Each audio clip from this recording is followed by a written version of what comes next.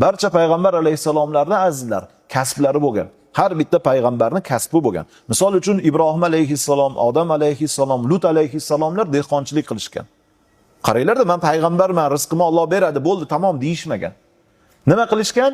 Dehqonchilik qilishgan. Musa alayhissalom savdogar bo'lganlar. Nuh alayhissalom, Zakariya alayhissalomlar duradgorlik qilganlar. Idris alayhissalom tikuvchi bo'lganlar. Davud alayhissalom temirchilik qilganlar. Iso alayhissalom tabiblik qilganlar. Sulaymon alayhissalom bo'lsa birinchi bo'lib sovunni ixtiro qilgan ekanlar. Sulaymon alayhissalom jinlar bo'ysundirib berilgan zot.